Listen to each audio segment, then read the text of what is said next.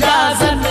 मैं कैसे इन्हें दे दूं भला रन की इजाजत, मैं कैसे इन्हें दे दूं भला रन की इजाजत, मैं कैसे इन्हें दे दूं भला रन की इजाजत।